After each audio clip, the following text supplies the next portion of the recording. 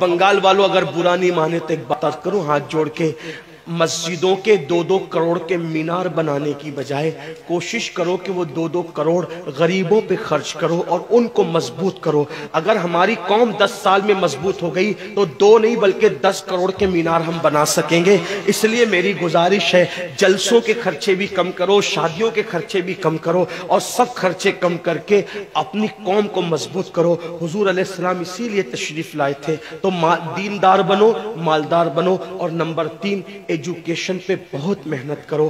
کوئی بھی جاہل نہ رہے، کوئی بھی ان پڑھ نہ رہے، خوب پڑھاؤ اپنے بچوں کو۔ 10ویں 12ویں تک کبھی مت رکنا، بلکہ اپنے بچوں کو IAS بناؤ، IPS بناؤ، ڈاکٹر بناؤ، انجینئر بناؤ۔ ڈاکٹر بھی BOMS والا مت بناؤ بلکہ MD اور اعلیٰ سے اعلیٰ ڈگری دلاؤ۔ اب آپ کہیں گے مولانا پیسے نہیں ہے، میں آپ سے کہتا ہوں ہر سال عید پہ نیا کپڑا نہ بنانا پڑے نہ بناؤ، دھلے ہوئے کپڑوں پہ عید کر لو، لیکن اپنے بچوں کی تعلیم پہ خرچہ کرو۔ اسی طریقے سے کسی اور جگہ پر پیسے لگانے کی بجائے 10 سال اگر ان 3 نکات پر آپ نے محنت کر دی، دیندار بنو، مالدار بنو اور ایجوکیشن کو عام کرو، ہر بندے کو پڑھا لکھا بناؤ۔ آپ کہیں گے مولانا نوکری نہیں ملتی، میں کہتا ہوں ہم نوکری کے لیے نہیں پڑھتے، ہم اچھا انسان بننے کے لیے پڑھتے ہیں۔ اس لیے کہ پڑھے لکھے کی تجارت میں ان پڑھ کی تجارت میں فرق ہے، پڑھے لکھے کی گفتگو میں ان پڑھ کی گفتگو میں فرق ہے، پڑھے لکھے کے اٹھنے بیٹھنے میں ان پڑھ کے اٹھنے بیٹھنے میں فرق ہے۔ دیکھو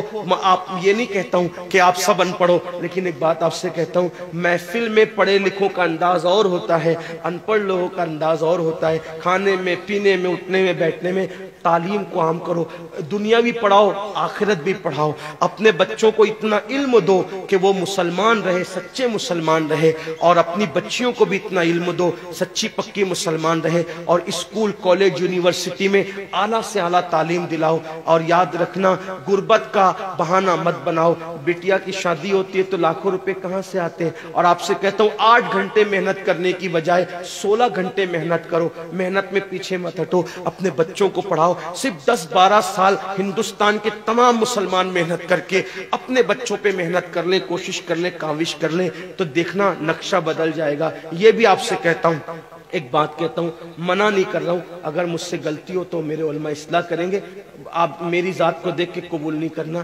باپ کے چہلم پر 40 دیگ پکانے کی بجائے 1 دیگ پکاؤ، ان 40 دیگوں کا خرچہ بچا کر کسی بچے کی تعلیم پر اپنے باپ کے ایصال ثواب کے لیے خرچہ کر دو۔